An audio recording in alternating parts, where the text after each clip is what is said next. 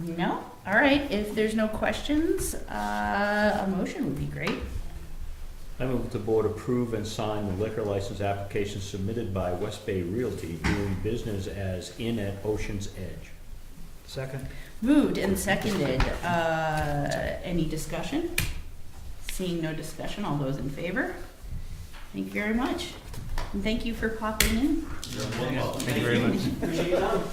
We're all set, David? Have a good evening. Thank you. So with the board's agreement, we'll pop back to agenda item number 2 for the administrator's report. Sound good? Great. Just a friendly reminder to everybody that your second half property taxes are due April 6th by close of business. Nomination papers are available for positions on the Board of Selectmen, Budget Committee, School Committee, and 5-Town CSD. Come soon, come often. Boston Post Cane, now that we're moving on from COVIDville,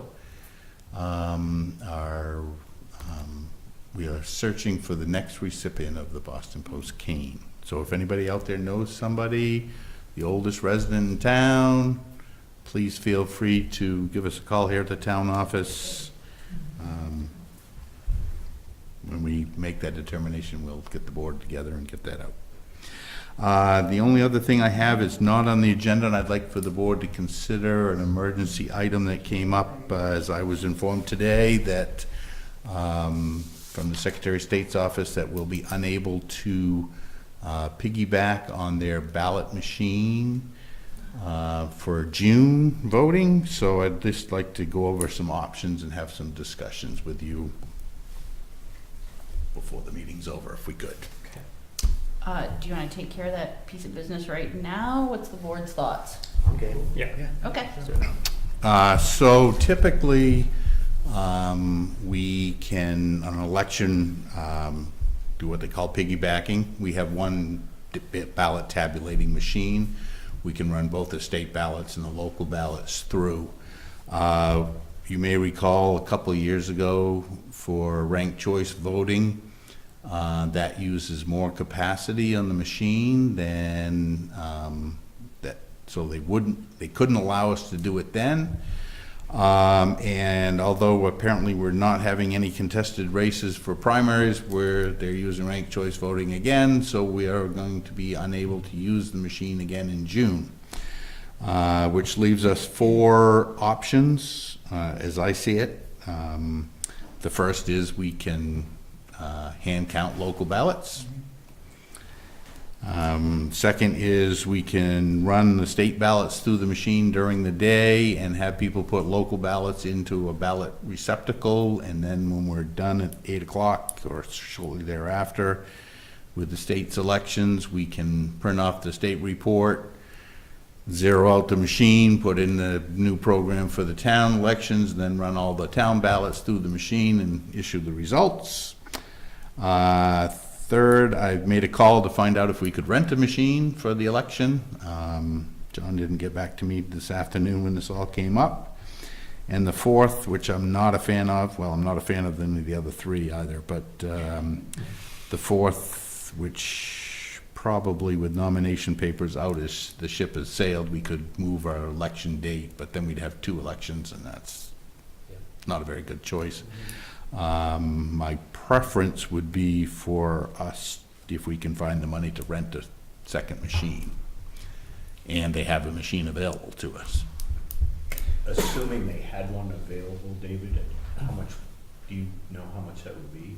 It's going to depend. I don't. That's why as soon as I found out and I notified the chair this afternoon, I contacted John Leto, whatever John's last name is, about the availability of the machine. I called both his cell phone and sent him an email, and I haven't got a response back as yet. It will depend on whether or not we want to rent it for an election or for a year or a period of time.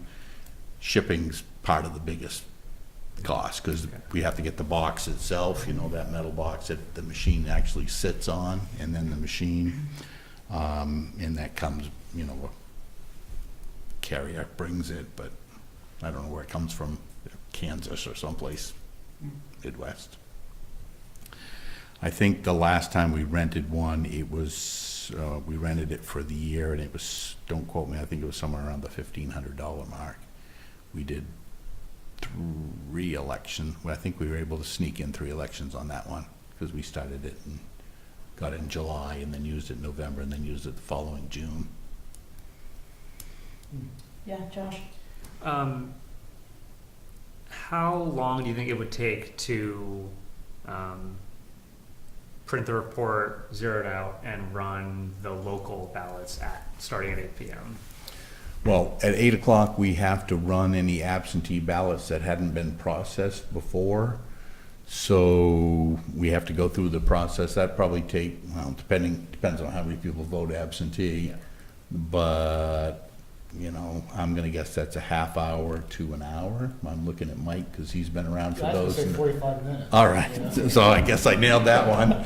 And then print off the report, you know, the printing doesn't take any time at all, you know, a couple minutes. Zeroing out doesn't take too long if things, you know. And then how many people are gonna vote? But, you're probably talking, I'm guessing it would be 11 o'clock by the time we were done, and I suspect that we'll have, if judging by the number of people that have taken out nomination papers, I'm going to suspect we're going to have a fairly good slew of write-in candidates, which you still have to verify with the machine, not with the machine, but somebody has to look at those regardless. So it adds a couple hours to the process, for sure, be my guess. What have we done in the past? Just rent a... Well, the last time we rented a machine, when we were in this circumstance, prior to that, state wasn't running elections with ranked choice voting, so we could always piggyback on the machine, so it's just another wrinkle. So it seems logistically, if one is available, we would be better off to rent one. Yeah, I think so. I think, you know, the voter experience, if we can't do anything right, we need to do elections right. And people are heightened awareness and suspicion that I can put this ballot through the machine, but I have to put this one in in the garbage can. You know, they don't say the garbage can, but that's what's running through their mind, in some people's mind. And it's just, you know, it's cleaner, neater, and I think it instills a little more confidence in the local election if you can just, when you're done marking your ballot, you put it in the machine and nobody touches it again until we open it up and put them in the boxes and lock them up, and it's just done. Print the report. I mean, we still have money left in the contingency fund this year. Yep. I'm assuming, so. That was gonna be my. I'm sorry. No, that was gonna be my next question, is where, you know, is there Gonna lean on the contingency. little pockets, yeah. Yep. Okay. I had a question too, and we have all software to make that. Get the new machines, can easily. Yeah, plug and we play it. actually, what happens is, when the afternoon the nominations close, hopefully everybody's turned their papers in early, but if not, we validate signatures then, excuse me, and then, we send it off to the printer, and they actually print and program the thing, and then they send us the programming back along with ballots, and we run tests to make sure that, you know, it can count the right ovals. Yeah. I mean, I think we should just go ahead and make a motion to direct the town administrator to Procure? rent a machine and make the necessary accommodations for that. Second. Okay, moved and seconded. Discussion? There you go. I'm hopeful, while you're discussing, I'm hopeful that because there are 400 and something communities in the state, that there actually will be machines available to rent, because everybody's gonna, not everyone will be in the same boat. Some communities have multiple tabulating machines to begin with, and they can dedicate things, and some communities won't have elections in June, because some people do town meeting this time of year. But let's keep our fingers crossed that. Yeah, Josh? I would assume every election from this point on is going to be ranked choice Yep. in the eyes of the state, right? So this we'll never be able to piggyback again, theoretically. Quite possibly. Okay. So And- maybe we're just starting the practice of renting it, and that's Well, just yeah. what we'll do from now on. Yeah. Well, and it sounds like worst case scenario, if we're in a pickle for this particular election, we have the less appetizing option of the reset and just having a At least we can a do later that. night. Yeah. If we have to. Yeah, so worst case scenario, there's that option. Okay, is there any more discussion? No? All those in favor? Thank you very much. Well, I'm sorry, David, and thank you for bringing that up. I'm sorry too, sorry to have to bring it up, but I'm glad we could come to a reasonable conclusion. Anything else under the administrator's report? No. Okay. Jumping back in order then, we have the Lincolnville Community Library representatives here as a follow-up to the board's questions during budget discussion. Welcome. Do we need to go there? Yeah. Sorry. That way those watching at home can participate in the conversation. Has everybody had a chance to read the letter? Yeah. Yeah. Yes. So do you have any questions first? I have a question. At what point will these accounts, is there a dollar amount in which they become self-sustaining that you have in mind? Well, our goal, Such as our the goal for endowment the, fund. our goal for the endowment one is $200,000 Okay. to them before we So can it's start gonna drawing annuitize, on it at yeah. all. And then hopefully over the years in the future, it'll just keep growing and we will only take the interest from it, the interest and dividends. The capital, we don't have a deadline for that, but because that was given to us as those funds came from the original building of the building, and so those are left over from that, and so we felt that it was only appropriate that we set them aside for those kinds of needs. So we've used it for the new parking lot, Yeah. but since it's a fairly new building without much maintenance needs right now, we haven't had to dip into it. So hopefully it'll be a long time that it will stay there, but that's Okay. that's what that's for. Thanks, I appreciate that. Sure. Yeah, Karen. I just want you to clarify, it looks like you have two savings accounts, one in the amount of $86,197.45, and then another one, $6,987.36, is that correct? That is correct. The 6,900 one is our Bangor savings account, and that's where most of our operations are happening. So we try not to keep, as this is the sort of the cumulative of those, the 5,000 in the checking and the 7,000 in the savings. You put those together, and that's sort of the majority of our operating for this coming year and this current year. The other ones, all those other three, are in long-term investments held at Vanguard, and we've done some SRI investing sort of thing. But So the bigger savings, it says the goal for this fund is also to have it grow until interest and dividends can be used, but isn't it kind of like a duplication of efforts with the endowment and the savings? to a certain extent, yes, for sure, because those funds were not necessarily given to us specifically for the endowment. And the way that we understand the regulation is that if I write my check out as a donation to the library, I have to state that it's for the endowment in order for it to go into that actual endowment fund. And so those gifts that were given to us that were big, that we didn't necessarily see ourselves needing in a given year, we set into that bigger savings account at Vanguard with the hope that it would grow and we would be able to use it kind of like an endowment, but we have it in an investment that we hope will grow a little faster, and be a little bit more fluid. So that's how we've done that, yeah. I just, and I am in no way critiquing this at a high level, but I have to have a straight face test when a taxpayer asks me, were you giving money to an organization that's got 2 savings accounts? Why are you doing that? There are a number of reasons why we do that, which you have so graciously outlined here, which is very good. And I'm sorry you had to come back and that we were firing so many questions at you, but. So we're taking turns, so. Well, but 2 savings accounts, I can't speak to that. Yeah.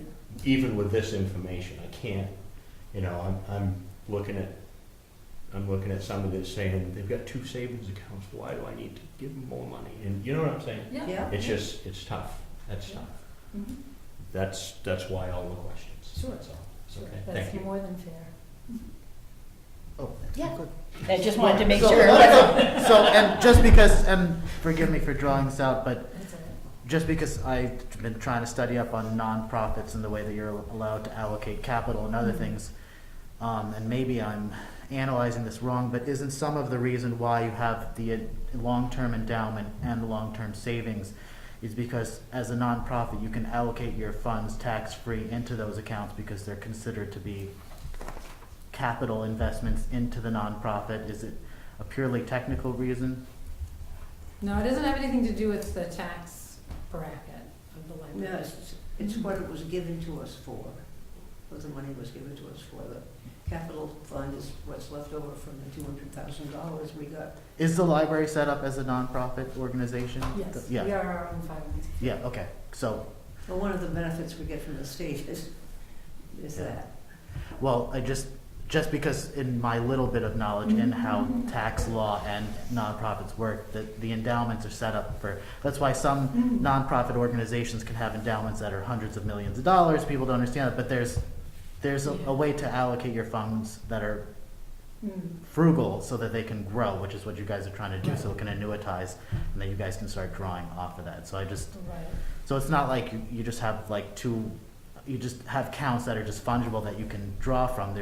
They have specific purposes, and one, like you said, is for operating costs right now, which is a much, much, much smaller account, and then you have the endowment and the long-term savings, which really are no-touch funds that are supposed to grow so that at some point you'll be able to live off of those. And That's the hope. yeah, and those Yeah. are tax-free because of the way the nonprofits are organized. Okay. So I just Yeah. wanted, that may have just sounded We're like a all- lot of we all learn from gobbledygook, each other. It's but it's an important Yeah, thing it is, for yeah. people to realize that it's not that you guys Mhm. just have this huge purse that you're drawing from, that these things are kind of segregated in a specific way according to how you're It's structured part of tax-wise. Long-term planning is Yeah. what it is. Yeah. That's what we're trying to do. So sorry about that, but And I think part of it stems a little bit from the fact that in the beginning, we tried really hard not to take town funds, as most of us remember, we were very proud of the fact that we didn't have to do that. 2 things have changed. One is that our expenses have gone up, but the other is that now the state requires us, with that straight face test, for the town to give us a certain amount of money, and they don't designate exactly how much that is, so that we can be a certified library. And that did change a couple of years ago. I hadn't even realized that until Well, we she was started only having this these morning, discussions. instead of support, it says funding from the town, so that's, Clear. Yeah, Josh, you had a question or a comment? Yeah, so kind of on that point, if we drop our funding, the town funding to $1,000, would you be concerned that the state may view that as too low a donation to be considered, quote, town supported? I don't think so. They, some of the other towns at the bottom of the chart, least funding are 1,000. Okay.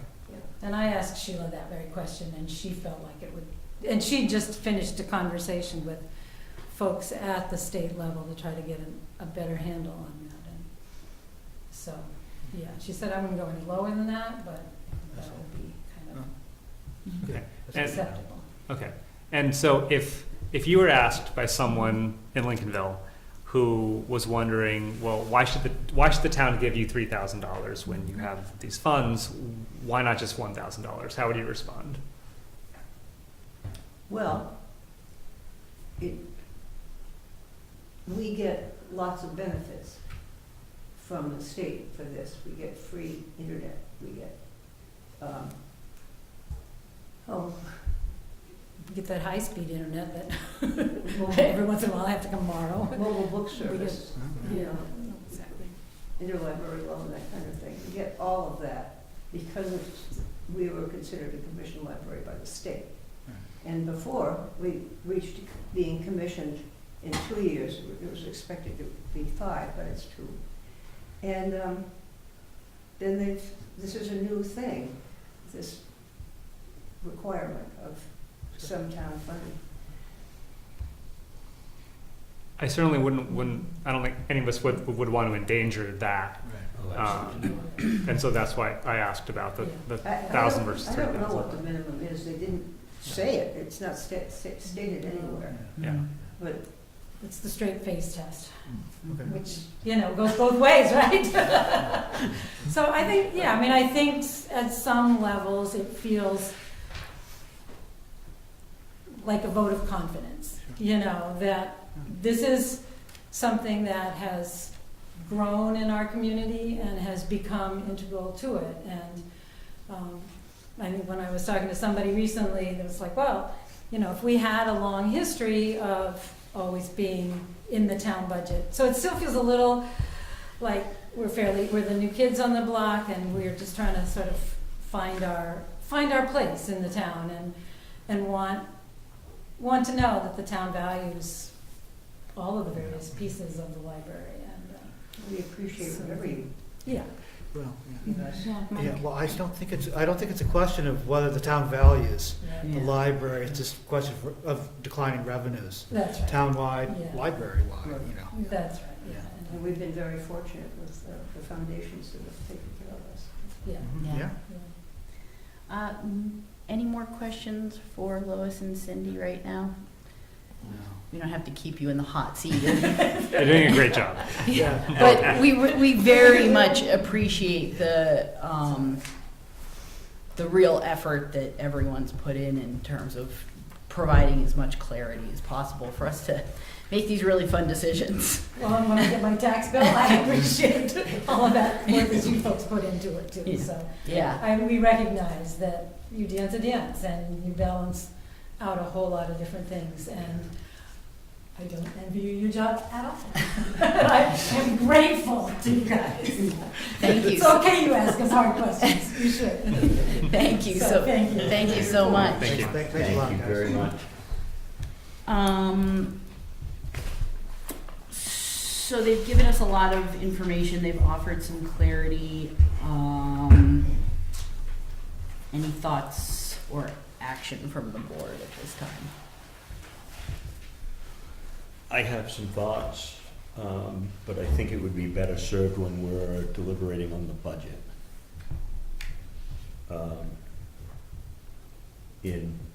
Down on number 11. I mean, I can say it right now, it doesn't matter.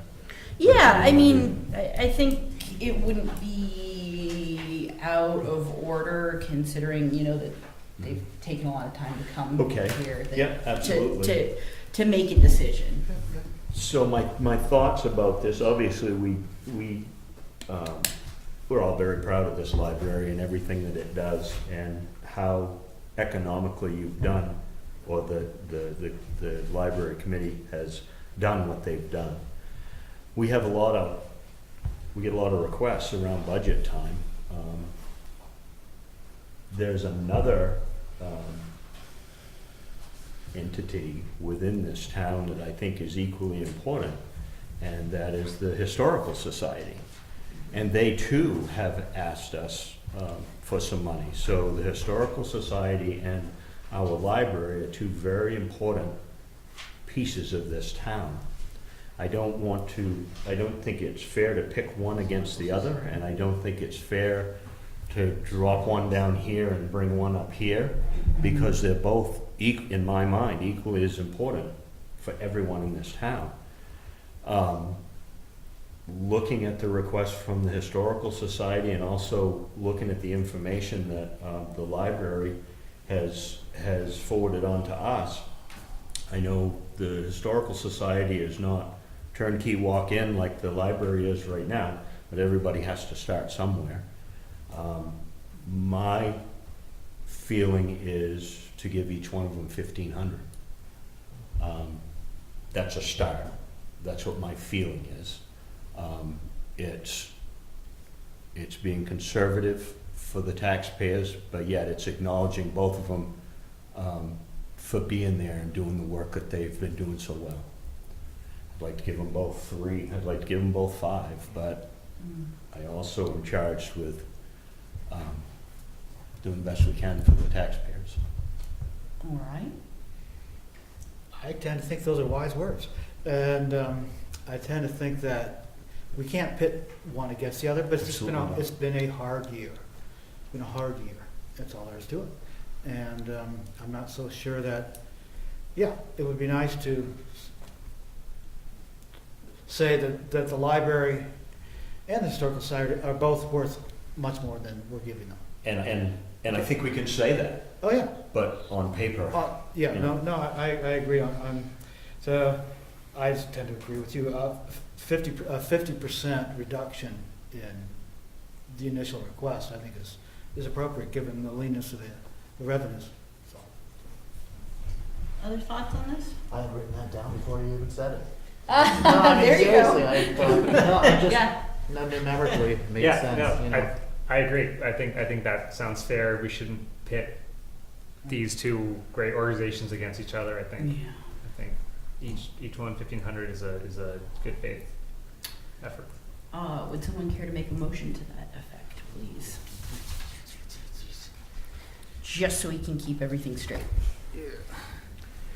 I move that the board include in the FY23 municipal budget as its recommendation the amount of $1,500 for the Lincolnville Community Library and $1,500 for the Lincolnville Historical Society. I'm sorry. No. Moved and Let him do it. Seconded. Let him do it. He came up. Someone No, seconded it's it. good. Yes, let the old guy do it. It's not me. Any further discussion? Seeing no further discussion, all those in favor? Thank you all very much, and thank you very much for your. That seems very fair. Yeah, thanks Thank for. you. Appreciate it. Thanks for I coming. appreciated listening to the conversation too, so I know. Yeah, well, I appreciate you guys sticking with it and editing and Absolutely. re-editing. Now, enough conversation with the audience. Oh, Okay, okay. I know. Thank you. Sorry. Gotta keep it tight ship here. All right, moving along, please. Agenda item number 8. We have a few bid awards here before us. Mowing, landscaping, paving, and a culvert replacement on Maslin Road. David, you want to give any preambles?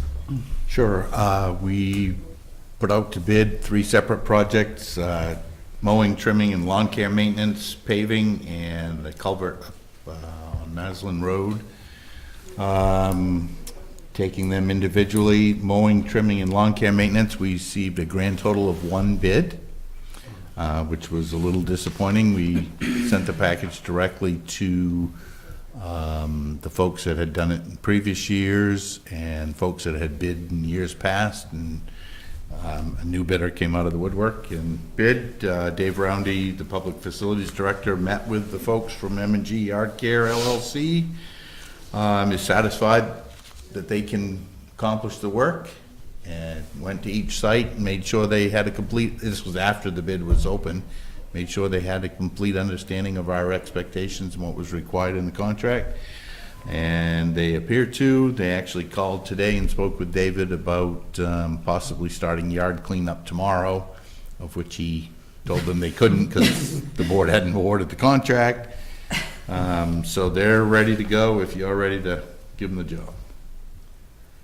Okay. Anyone have any follow-up questions, or just someone care to make a motion, please? I just have a quick question. How much did we spend last year? For this? Last year, we didn't mow Penobscot Park, and the other 4 locations, excuse me, the other 4 locations, if you added them up, that's what we spent last year. Same price as last year. Got it. Okay. Yeah.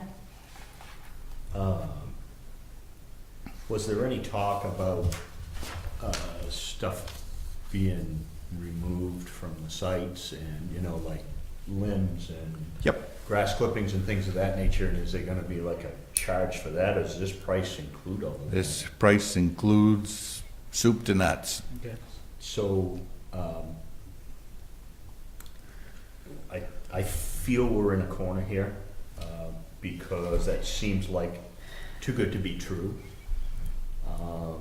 And I know Mr. Roundy, our man, has interviewed these people and he's good with it. I have concerns over this.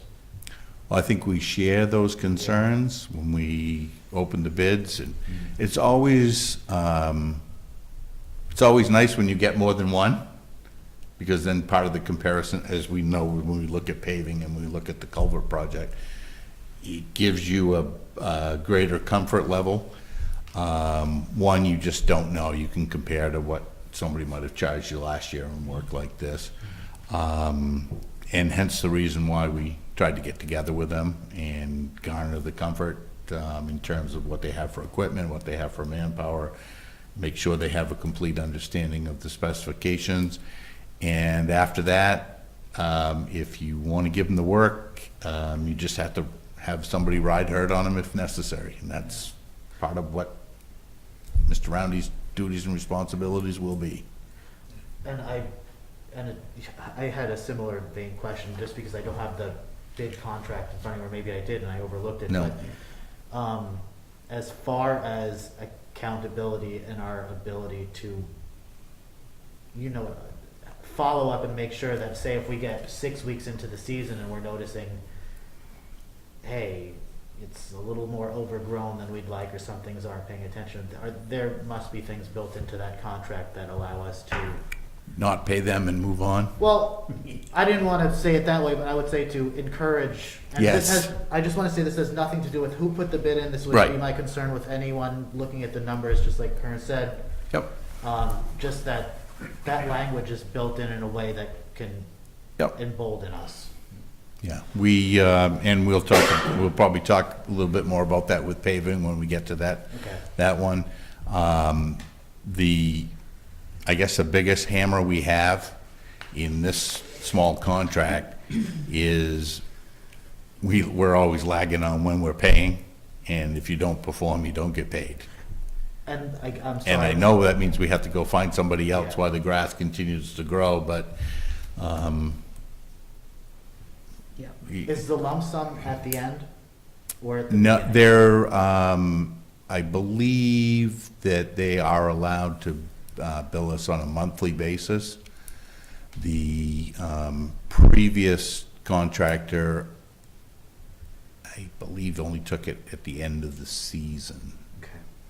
but Thank it you. might have been twice a year. But Any other questions on this particular? No, yeah, just one real quick question, and that is, just for future reference, David, why do you think it is that we only got one bid this time? I have no idea. There used to be a plethora of contractors, landscapers. Part of the reason, now that I get another moment to think on it, part of the reason might be our insurance requirements. The people that we do insurance require us to make sure that the contract has insurance that not only protects them, but names us as additionally insured, so that our rates are lower, obviously. And I think that has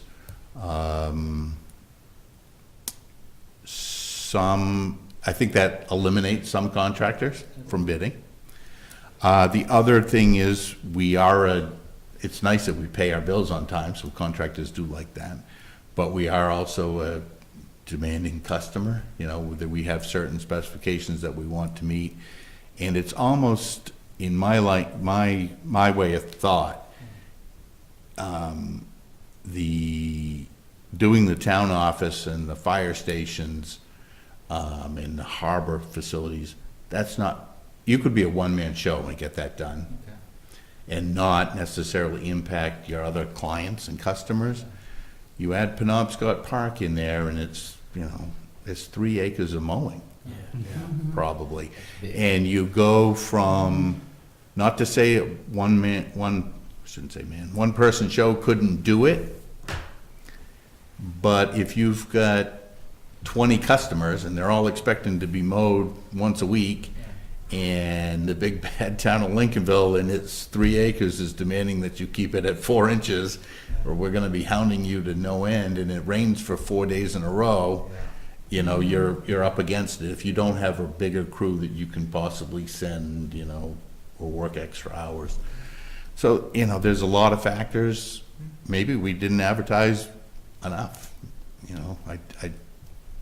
We put it in the local newspaper as we're required. We sent it to people that have bid for us in the past. Maybe they're booked. Don't know. Curious, thank you. So to follow up, it sounds as if we might want to keep an eye on what load Penobscot Park is putting on the town. If there are little things like this, we might want to start listing them. To that end, would someone care to make a motion, please? Well, I move that the board award the 2022 mowing, trimming, and lawn care maintenance project to M&G Lawn for the unit prices stated in their bid proposal. Second. Moved and seconded. Further discussion? Seeing none, all those in favor? Thank you all very much. The next project we put out to bid is the paving. Once again, we advertised this and sent it to known contractors, and we received 6 different bids. The apparent low bidder was Hagar Enterprises of Damascotta, who we've worked with in the past. The bid amount is within the monies we have budgeted for the project or projects.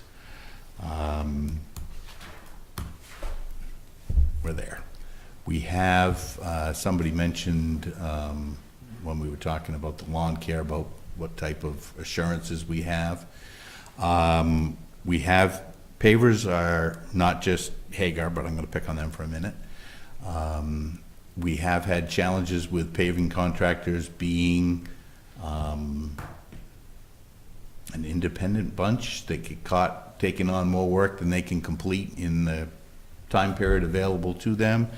In fact, the last time we used Hagar Enterprises, they came back in the spring of the following year, which is the spring of last year, and did our paving for the same prices, which is good. But, we need performance. We did tighten up the specification. One of the other things that we did, and I talked to the board about last year, was part of our challenge when it comes to paving is we don't get our money for the work until town meeting in June.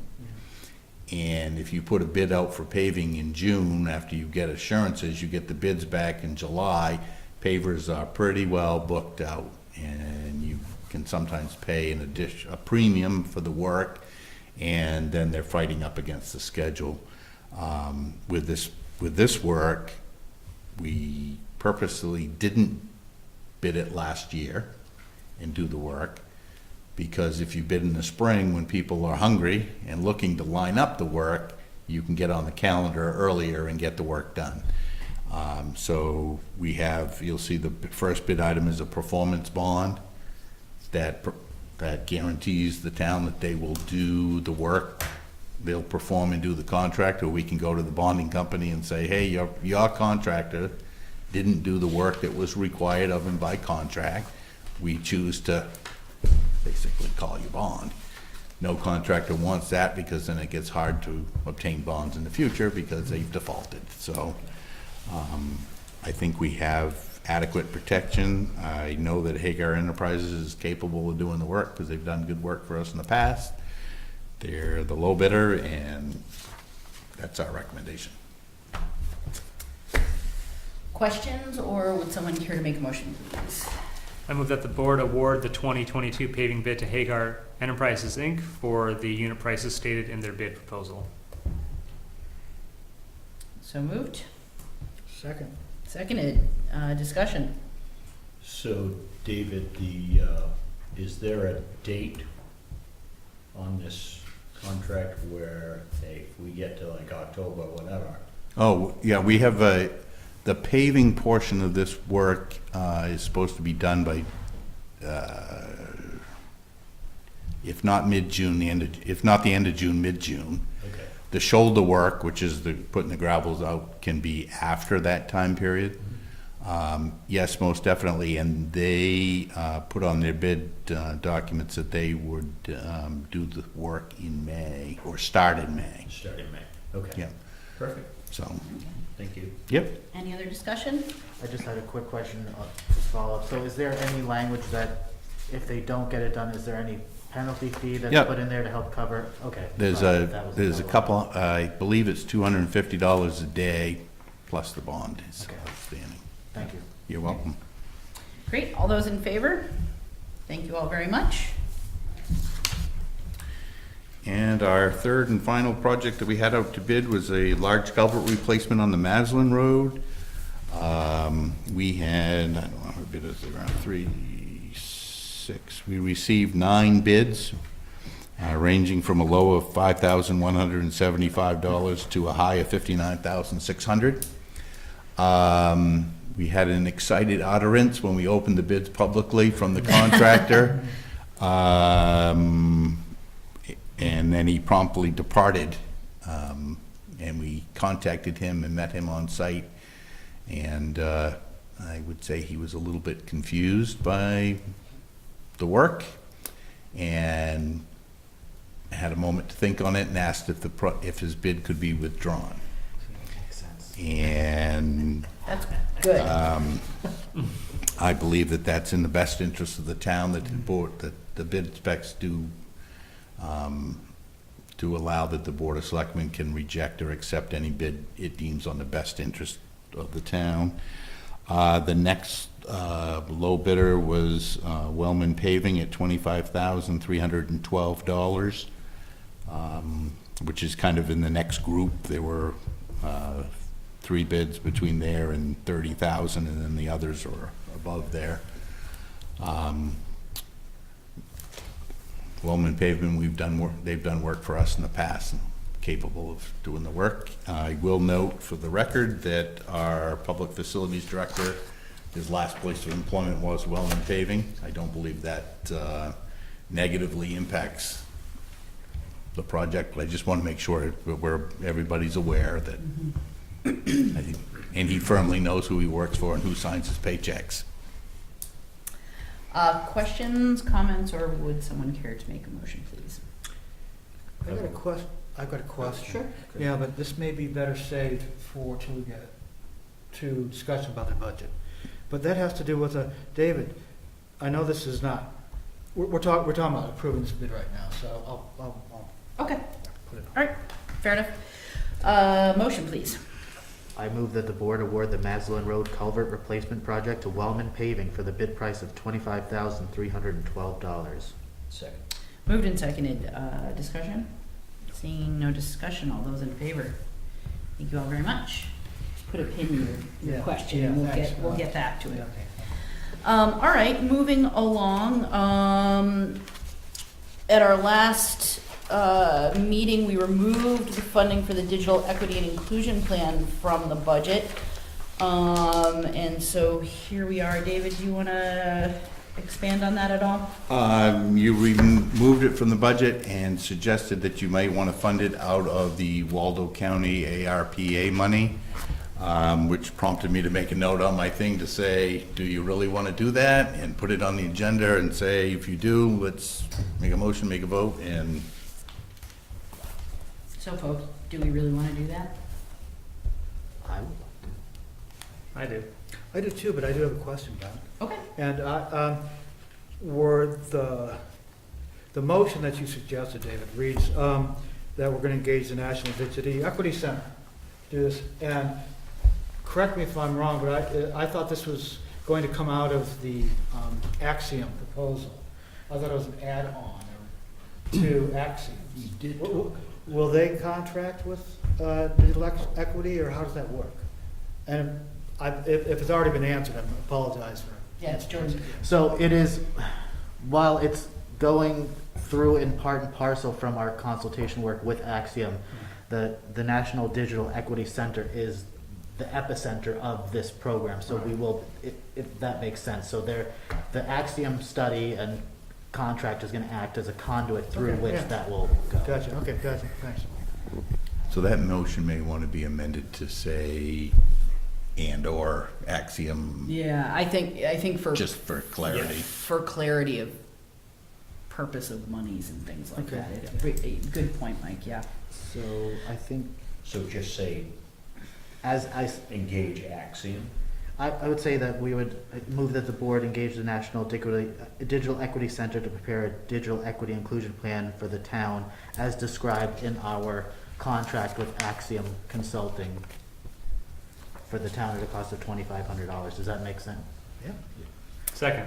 Wait. Oh, it's not a complete motion. With the Well, funds, oh, sorry. my one concern is that because it specifies first in our contract with Axiom, and then it's, I know it's really splitting hairs, but maybe to say as So specified, first put the Axiom just, first and then. you know, Yeah, to- of course. Yeah, I think that Yeah. that would settle better.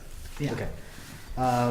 I'm gonna change this a little. So I move that the board utilize the $2,500 of funds that come from the Waldorf County ARPA to prepare a digital equity and inclusion plan for the town as outlined in the Axiom contract from the National Digital Equity Center.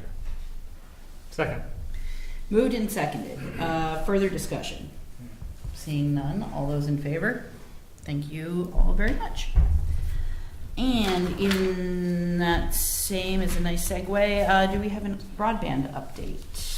The only update is that we are having a public hearing on our remote and hybrid meeting policy this Thursday at 5 p.m. in this very room. And I took the remote and hybrid meeting policy that our board passed and simply changed select board, Board of Selectmen to broadband committee. That was the only difference. Okay. So, and we should have a quorum of our committee and we'll go from there. Okay. We encourage any and all people interested to please show up and take part. Cool. Is that it? Introduction of the owl. That's right. No, I just want to thank both of you guys and the broadband committee for taking the lead on this, being the first committee to venture into these waters. I hope it goes smoothly. Thank you. Excellent. Moving along, we have agenda item number 11, which is opportunity for the public to come and offer their comments or questions on fiscal year 2023 municipal budget. Is there any public that wishes to come and address the board? Just have a question. Sure, come on up to the podium. Not sure if this is the right spot. So my question is, as a representative of the Comprehensive Planning Committee, is this where, Jordan, you posed some great questions 2 weeks ago while I was here, and I was unable to satisfactorily, provide answers or whatever. Is now the time that I would do this? Yeah, because after this point, the board will enter into its final deliberation. So yeah, I think that this Is this okay? this serves, yeah, for sure. Barge in. Thank you. No, well, with all of the public here clamoring to comment. Well, just to get the door was tough. So, when I was here 2 weeks ago, Jordan, you really asked some great questions, and I wasn't able to be succinct in answering them, let alone even coming close to trying to give a breakdown of what you were seeking. Because, I'm going to just paraphrase. I'm going to try to paraphrase what you were asking. You wanted to know, basically, it's a great question. What are the justifications? For the fund requests that we're asking to be budgeted for the upcoming fiscal year. And I didn't have a breakdown to, because it was a rather large amount. And I know right now, currently there's a certain earmarked amount in the budget line item, but I wanted the opportunity to kind of explain a little bit more in depth about specifically what those funds are for. I do prior to moving forward, I do want to say I understand that this is an extremely tight year in the budget, and that's probably an understatement, and I just want to commend all of you for doing what you're doing with this process, because I know nothing is easy. So, but just to give you a little bit of background, and I'm not sure if you had the opportunity to read the materials that Susan provided David, but just a little bit of background on this, just so we're on the same page. That when they had the previous comprehensive planning committee, and it was putting together the comprehensive plan. There was a third party, the Mid-Coast Regional Planning Commission, excuse me, which actually, did a lot of the work and efforts in towards that. They facilitated the community meetings, which was paid for by the Mid-Coast Regional Planning Commission. But the plan was also developed both with a technical and assistance by that organization. Jane LaFleur led many of those open workshops back then as part of the Mid-Coast Regional Planning Commission, and that organization is no longer. This wasn't a pie in the sky number that we're reaching for, but there was a history to it, and there were also funds that the town didn't have to pay, so there was not the groveling, for funds, and pardon that term, but there was not the request for funds because it wasn't required, it wasn't needed. So the question that you posed a couple weeks ago, made sense. Like, what can the board, first of all, what can the committee do on their response, to trying to address and lower, the fund requests, so. Yeah, a couple things. The committee, we're going to meet with the town, the committees, the board, organizations, and we're going to review the assignments from the 2006 plan, and we'll update the goals and interest. We're going to get the updated data from the state, which will be in April, finally, and we'll plug that into the various chapters of the plan, and so we'll have the updated information of the plan. We're going to meet with the Lincoln County Planning Commission, and they're going to update the transportation chapter, including plans for the sidewalk. This plan is funded by the DOT, not the town of Lincolnville, so that's a huge plus. We'll get technical assistance from the Maine State Housing Authority to update the zoning permit, the multifamily housing options, and designate the districts here within Lincolnville. And lastly, we'll launch the community heart and soul process, which is to engage everyone for the long game to get the get the pulse of the town. In addition to this, though, but what we need the town to do in addition, because there's responsibilities for all, our committee and in our commitment, we need the town to appoint members to fill the openings of the planning board, obviously. Bless you. Appoint an affordable housing task force committee, and I think that's very important. And then lastly, what the committee needs to do the job, and this isn't either or. This is what we need to do the job. So the first part was the $10,000 seed money, and that money we matched from the Community Heart and Soul Foundation, but that will develop and train the local teams and volunteers, and several members on our committee are also going to be participating in this, and we're going to be doing the boots on the ground work with this as well. But they'll guide us through the process of taking the temperature of the town and reaching out to the Lincolnville citizens. And our goal is to reach out to everybody, just so we can, get the pulse of the town. From that will help us create our vision statement and the guiding principles required to, for the comprehensive plan. Part 2 of this is the additional funds of $40,000 because our original request was for $50,000, and this is to issue requests for consultants to begin in the spring of 2023. So the Community Heart and Soul will begin this season, after the budget's approved, and then in the springtime, that's when we're looking to, bring some consultants in, and they're going to, help us. First of all, they're going to analyze data. They're going to assist us with land use mapping, provide professional expertise, because none of us on the committee, this is not what we do. Assist in potential conflict resolutions, which can, addressing in all interests, because there are going to be areas of conflict that people are going to need answers to. And so we have a professional third party to help assist us with that, because this is what they do. They'll finalize the technical writing, and they'll assist in presenting the finished product, for the town, so it can go to a vote. So really, I mean, there are really three components, but there are two financial components, and thus I just wanted to provide more information on the, kind of a breakdown. Well, I mean, I'm sure we all really appreciate that, and it seems like that the ask is really a total of $50,000, and are we looking at a timeline of a maximum of 3 years to get this completed? It would be the maximum of 3 years, and if it was just 10,000 this year, it would really stall us in our efforts, until the next budget to begin with the consultant service is really what we need, that professional expertise. So, that it would be a max of 3 years, and potentially could be, more of a 30-month, 2.5 years. Yeah. I know there are concerns, that some people have is, why is it taking so long? Well, I mean, especially for those of you who were around when the, last comprehensive plan was taking place, which I was not.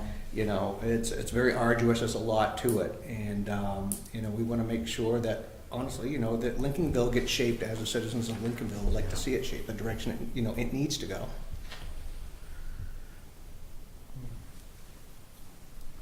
Great. Great. Well, thank you all for hearing me out, and I appreciate, again, everything you're all doing, and I hope you take my comments into consideration. Thank you so much. Whoops. Thank you. Thank you. Thanks, Drew.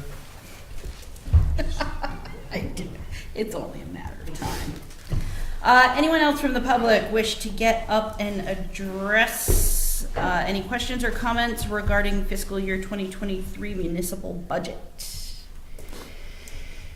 Seeing nobody else waving their hands, jumping up and down, let's move along to the board deliberations for the very same budget.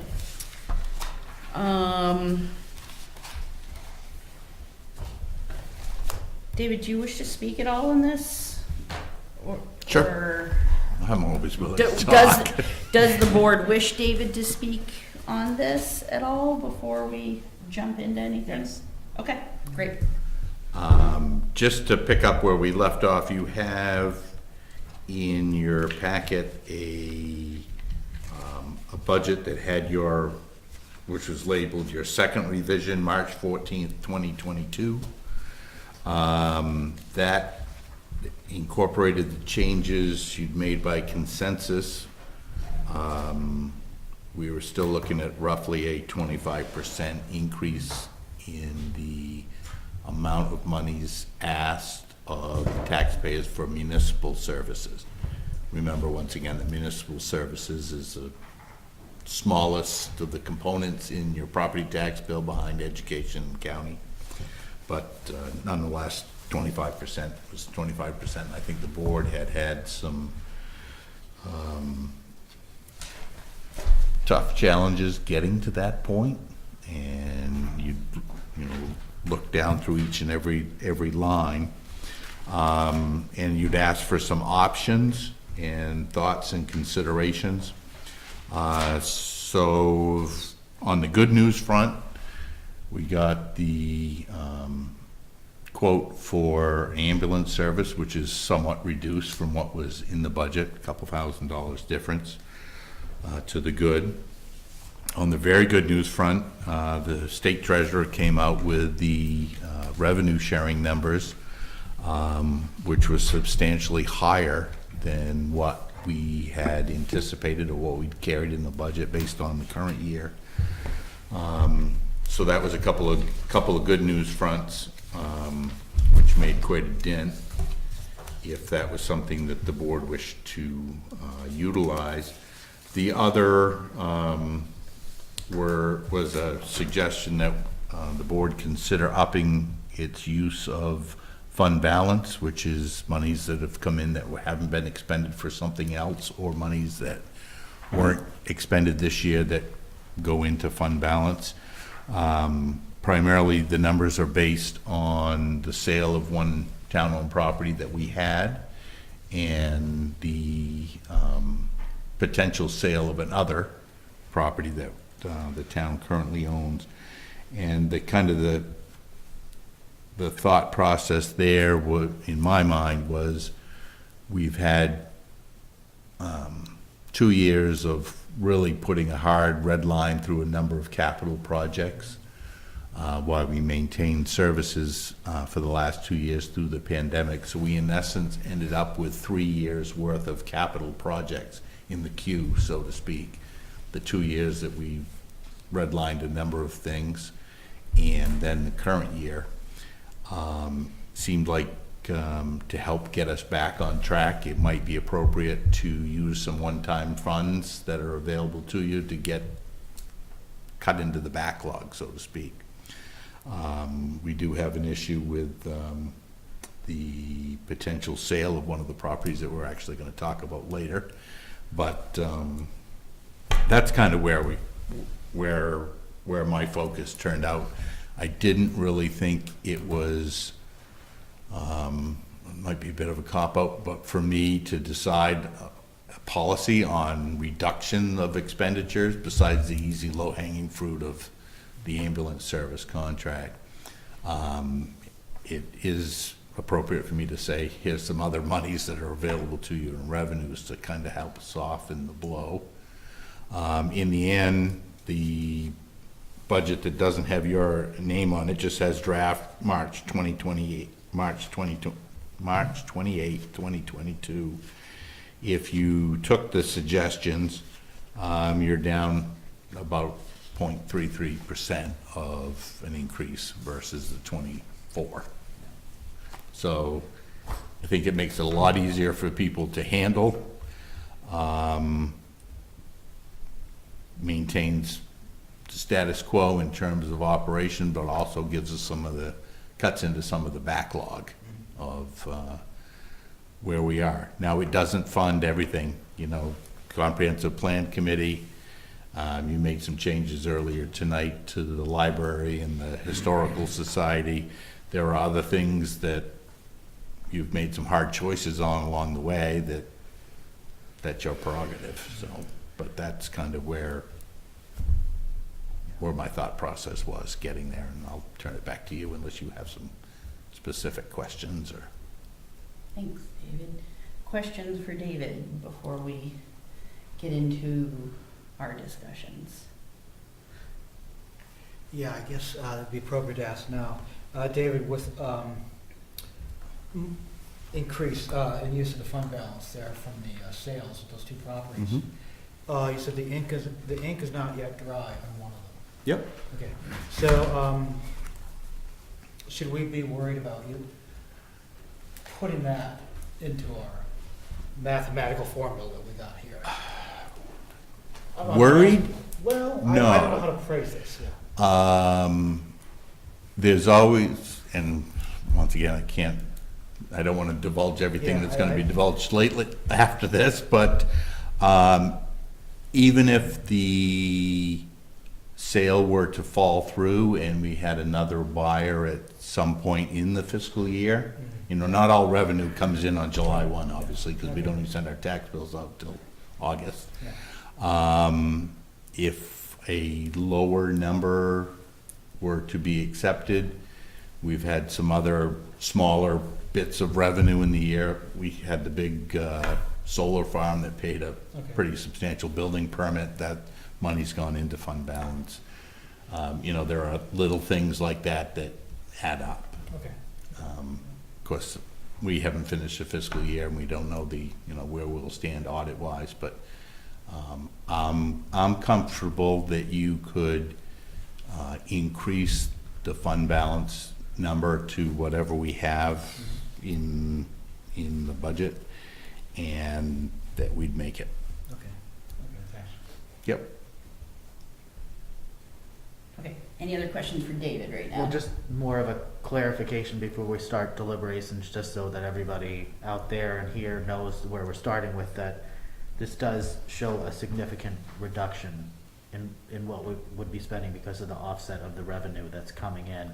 And that's, as it stands, even potentially without the sale of the real estate property that we were just talking about, that we are really looking at a budget that's quite commensurate with what we've been spending in the last 3 years. So I just wanted to before we start talking about everything else, just that we're all on the same table, that really, not that we're gonna go out and start cutting checks irresponsibly, but the situation has changed quite drastically, and thank goodness for that.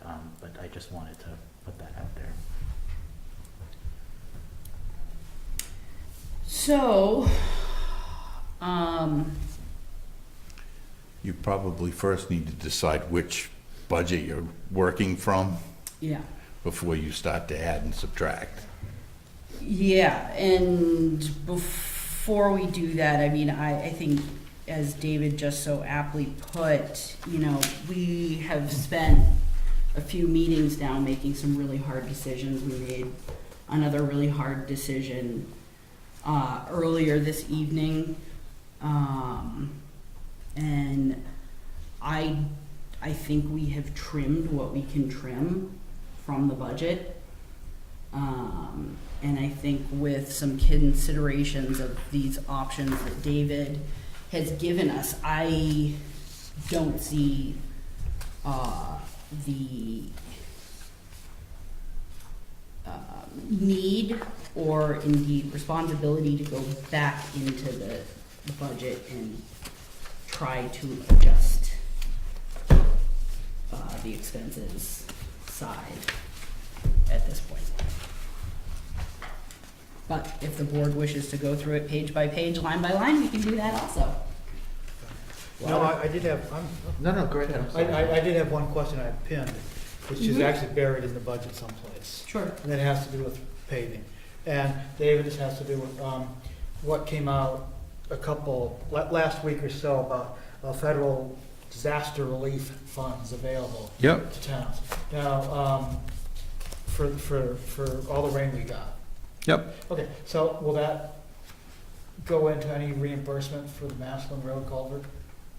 Do we know that? No, Okay. the monies that are potentially available Yeah. are for work that we expended out of this year's budget to repair damage that was done Okay. in the Halloween or Halloweenish storm last year. Okay. And it's strictly a reimbursement for the disaster. Yeah, okay. Okay, Yeah, thanks. it's not, unfortunately can't be used for replacing things. But if it washed out, we could have used it, but it didn't wash Okay, out. okay, yeah, okay, So- thanks. Yep. Does that Yeah, yeah. satisfy? Oh, definitely, yeah. Okay. Jordan? So there were two things that I was hoping to address, but most importantly was the amount that we're allocating for the comprehensive plan. Because it was my understanding that we had the $10,000 in there kind of like a placeholder until we had received more information from the committee so that we could adequately budget for the next couple of years, so that we're, as you know, David had kind of described, we've put some capital expenses on hold the last couple of years, and I was hoping to get back to incremental budgeting processes where we're looking forward to the future and putting money away, instead of taking a large hit in 1 year. So where we were just kind of, it was explained that really at a minimum, it's gonna cost $50,000 for the comprehensive plan.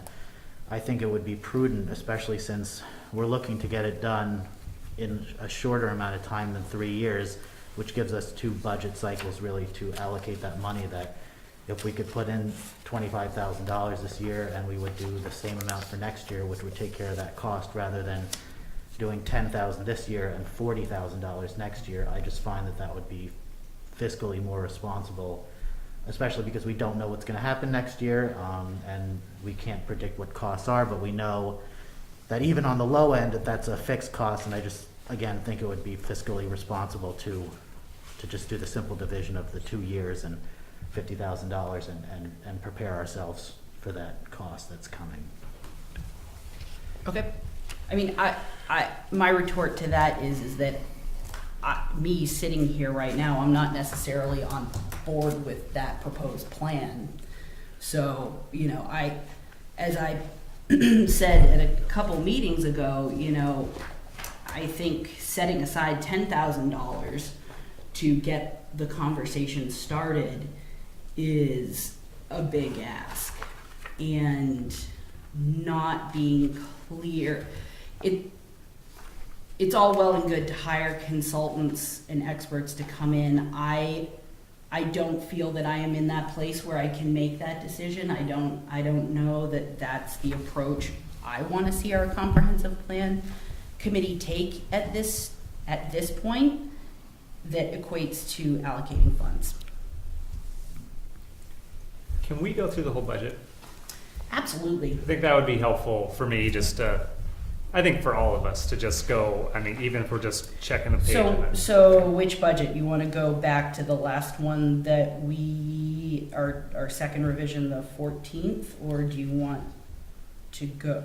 Let's go to the 14th that has the 25% odd increase. Yeah, I think that would be. All right. Okay. Before the one we got in our packet. Well, we got two versions. We have,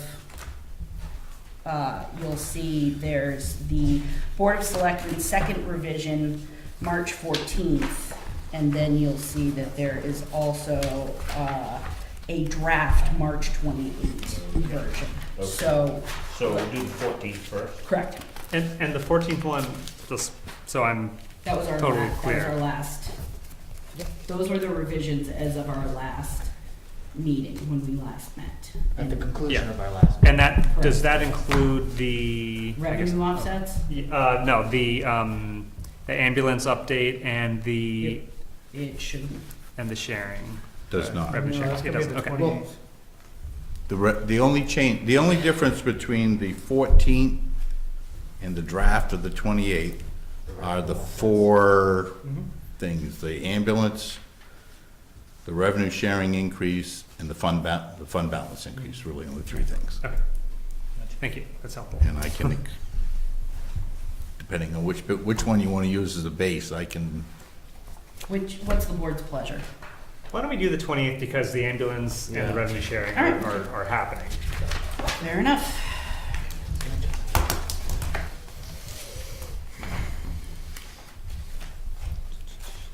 And just so you know, before you get started, based on the two changes you made earlier, the one to the Historical Society up to 1,500, and the library down to 1,500, Yeah. Yeah. you're now on page 26, in the gray line, instead of 889,320, Yeah. it would be 888,320.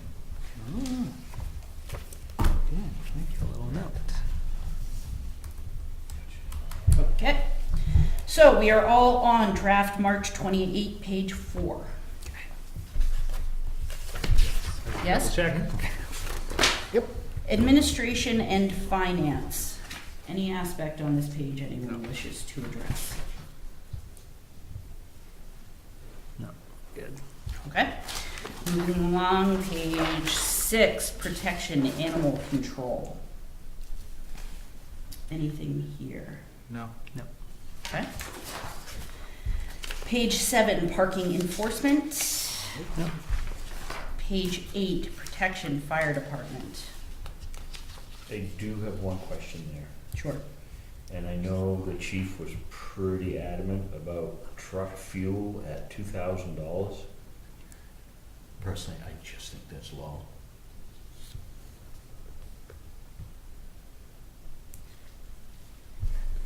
If you consider pricing, all it's gonna take is a couple of fires, and that's gonna be eaten up at today's prices.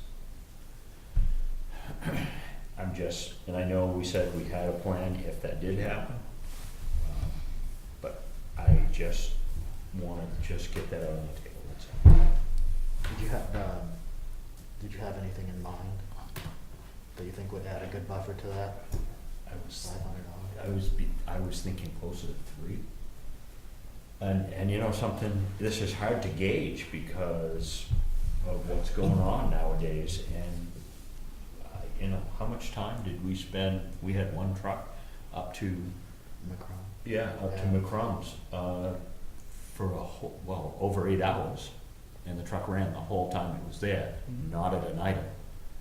So at today's prices, what's that for gas? We got 2 35-gallon tanks on that, that's 60 gallons. What's diesel right now? It's Well, more it's just expensive 5 than gas something, by a lot, diesel is yeah. 5 something.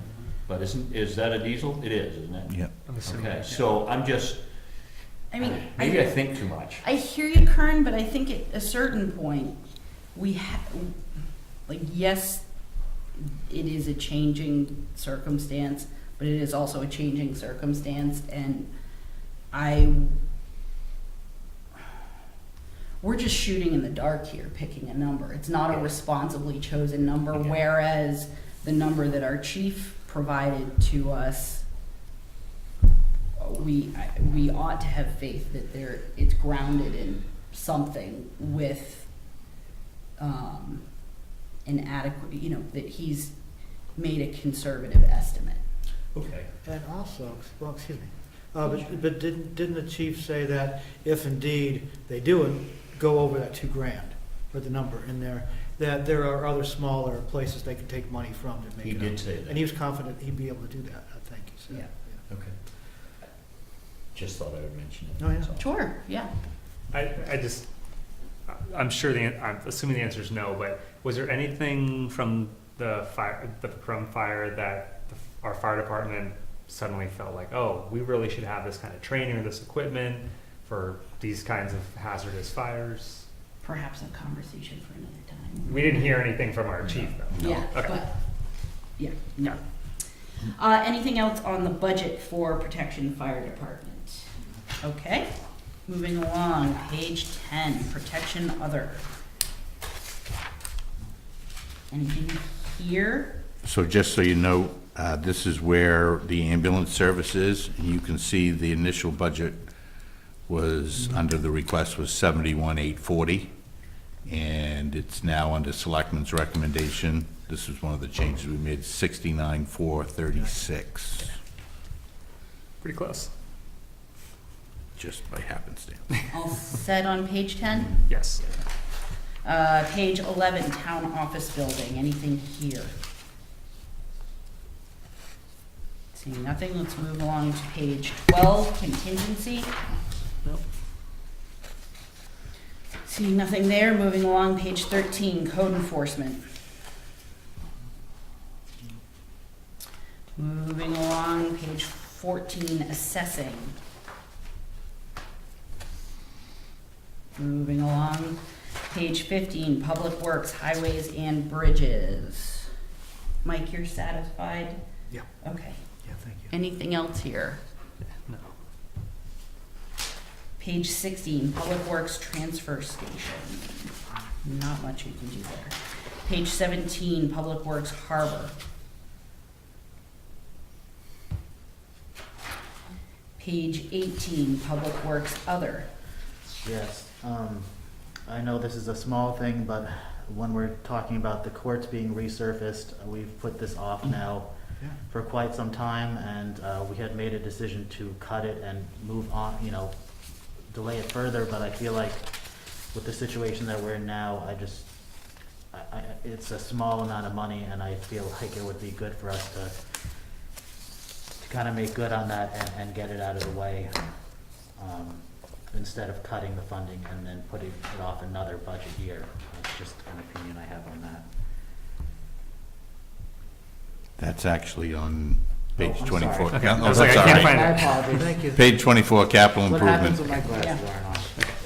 Sorry about that. No, everything else for recreation is here, Yeah, and then because that's a project that's budgeted elsewhere. my And- apologies. No?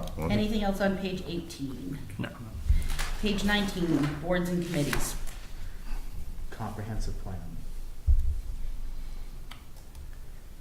And I've made my statement, I still feel like that's the responsible thing to do. We know that we're gonna put the plan together, and I don't think that it's something that's gonna be, I just don't think that it's gonna be a lot less than what the committee has come to us for. And if it is, we've got the money put away. I don't wanna hedge our bets with what I don't know. I feel like it's a responsible thing to do is to set money aside for it. Something we know is gonna cost. Okay, thank you. Josh? Can someone remind me when the comprehensive plan committee, and of course we could ask if we wanted to, when they would need the part two, when they would be done using the 10,000 and when they would need the additional money. Well, 10,000 was for the, Seed match fund. yeah, for the forgive me for Heart and soul. heart and soul Yeah, approach, soul. yeah. Yeah. And I guess again, I'm gonna sound like a broken record, but the whole consultant banging this out, you know, like I'm hearing this sort of like urgent, we've gotta get this done, and you know, like, I don't, and we have a workshop coming up with the comprehensive, plan review committee. I would like to know that this board and that committee are on the same page in terms of timeline. Like, I feel like it's a little bit of the tail wagging the dog here with, like, we need to have this money so we can have this, so we can get it done in this time. And there is absolutely no indicators to say that we're under some sort of rush deadline to get this done. So I guess to your point, I'm all for moving forward with this heart and soul approach towards community involvement and training, and the rest of it, I'm not ready to add money into a budget for. I guess So that, I don't know if that answered your question. that does. I guess I feel like $10,000 will get it started, the community heart and soul process, and if the committee needs additional money and they have a specific project plan, they can show us that, and we could always have a special town meeting to fund it. Sure. So. But I'd love to hear from other board members. Well, I'd like to see the plan that Drew, that you all brought to us, you know, in your revised way. I'd like to see it further fleshed out with dates and times and whatnot, so we kind of know what the money's going towards. I'm not so sure of it yet, where that money's going. And I think that's the type of thing we work out in a workshop. And I think the 10 grand is sufficient. I haven't heard any real urgency, like you said, for it to happen right now. I have the same opinion that Josh has. I think the 10,000 gets them started with the heart and soul project, and then I'd like to see that presented with timelines, you know, before so that we know. Yeah. You know. All right. Anything else on page 19, boards and committees? Okay. Let's move along to page 21, municipal support. So just so you know, earlier today, this is where the historical, this first line will go from Yep. 1,000 up to 1,500. And the Lincolnville Community Library, under Selecmen's recommendations, would go from 3,000 to 1,500. Okay, thank you. Yep. Anything else here? Okay, moving along. Page 23, provider agencies. Anything here? Yeah, I guess real Sure. quickly, have we heard from anybody in the interim since we started this on March 14th, or whenever we started this? Because there's somebody who didn't send it in. Yeah, they missed the deadline, Right, and so the it's- budget committee's okay. been, you missed your deadline, Okay, you're fine. not getting it. Has been their perspective. All right. So page 24, Jordan, this is your chance to reiterate your point. Yeah, I just think I'd like to see the tennis court resurfacing get done along the timeline that we had kind of told the members of the community who had come forward in multiple years to us about, and that's my suggestion. I'm with you there. I think it's a commitment that we made, and the town expects. What was the final amount that we? So if you look on athletic infrastructure, it would, under Selectmen's recommendations, you had a holder in there or a number of there, 2875. And to get where we thought we needed to be was 5,750. You'd cut it in half. I agree. I think it's time we said we would, so I think we should fund it. Instead of splitting the difference. Yeah, so, fund it at 5,750. Mike, that's your concurrence? Yes, yeah. Okay. There seems to be board concurrence that we're going to increase that from 2,875 to 5,750. Anything else under capital improvement? Okay. Debt service, enjoy that number. Moving along, and while David's punching numbers, we're gonna move along to page 26, which are budget totals. So here are our revenues and offsets. So if you look down under fund balance, that's increased from what was recommended previously, 600 to 750, 400. And then Say that one more time. under David. fund balance, Yep, the 6. selectmen, the initial budget request was 600. Yep, And that's been adjusted to 750,400. thanks. And then revenue sharing, 2 lines down from that, the initial suggested amount was 228,631. And based on what the treasurer's published since your last meeting, that's now 293,366. Okay. And with the adjustments you made to the Historical Society, the library, and now the athletic infrastructure, the gray at the bottom Mm-hmm. would change under Selectmen's recommendations to $891,195. And if I do the math right on this, 886, 355. That's now 0.54%. It's not bad. Wow. No, that's gold star for you. Yeah. It's $327,189 that we've knocked off of the original amount, so that's pretty good. So, given that we are on the last page, is there anything else within this budget that the board wishes to make changes on? And if we are satisfied with the amendments and recommendations that were made here tonight, can I have a motion, please?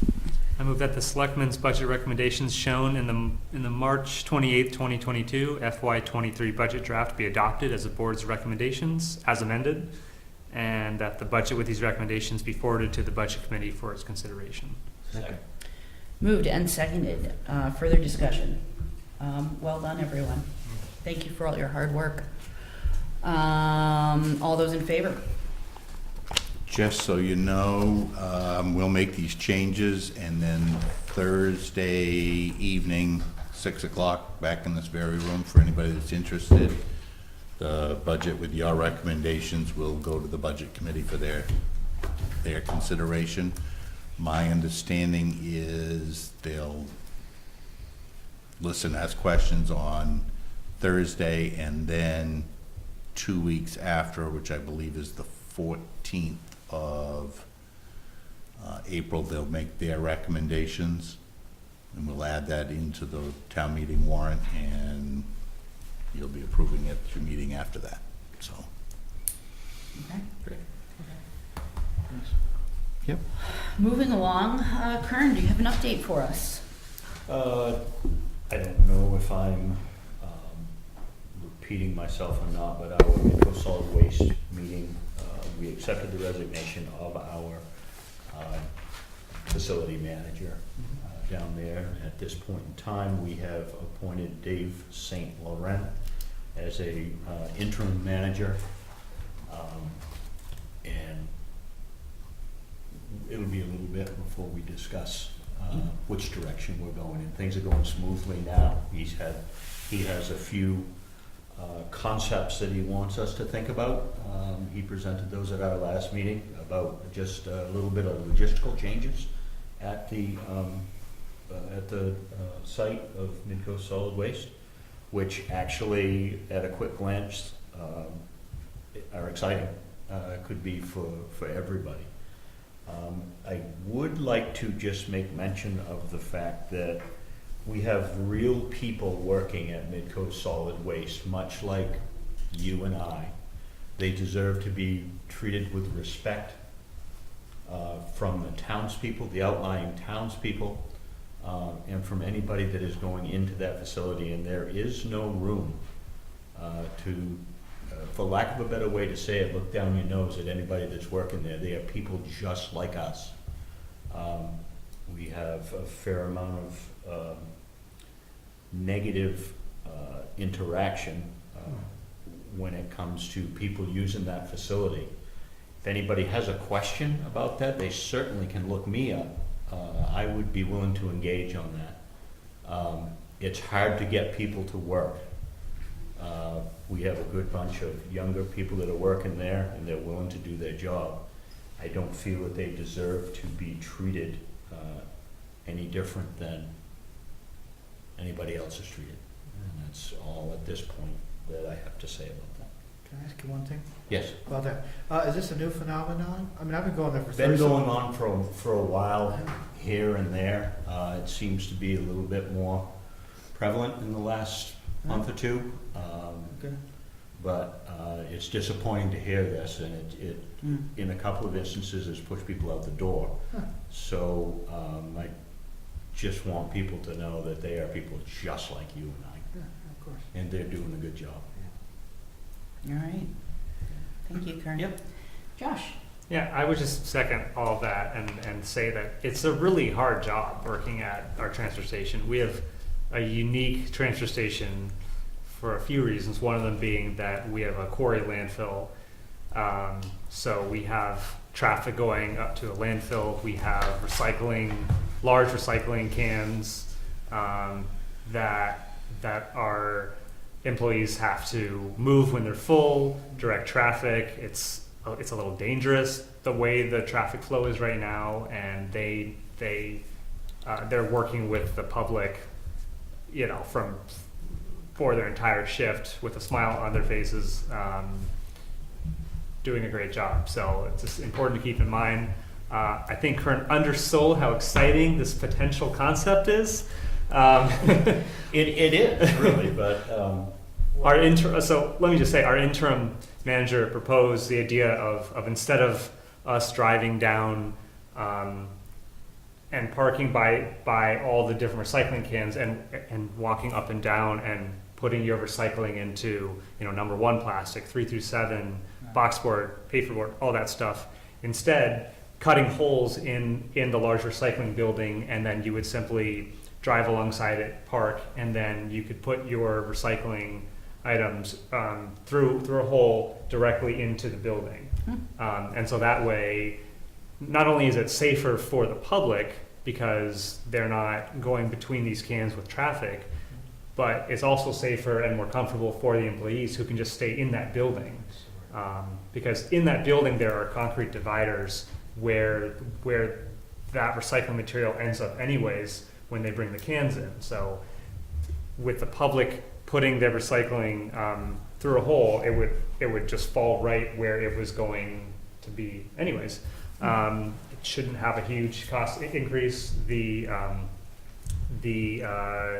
capital planning, I'm not sure if I'm getting that name right, committee is going to take a look at this in the coming weeks and months, and hopefully we've got something to share in the future. Great. safety is one of the biggest things Yeah. that he looks at down there, and this is one thing that if we can get that with all of that product that's being brought in and put into those containers, it all has to be baled, regardless of what it is. And if we are able to just put it right through an opening in the building, right into an area, it's just safer and quicker for the people who are processing it to take it, turn, and it gets baled. So, yeah. Okay, so, well, I'll figure it out when I get there. Oh, But, we'll get you where you need to go. well, no, so, All right, we Go don't, ahead. Yeah, never we don't mind. need to have an Okay, extended, yeah. we're in updates here, any more That's all. updates? That's all. Okay. Mike, do you have an update for us? No, I heard a good rumor about the dump though, but other than Great. that, I'm fine, yeah. And Jordan? No. And I don't have anything.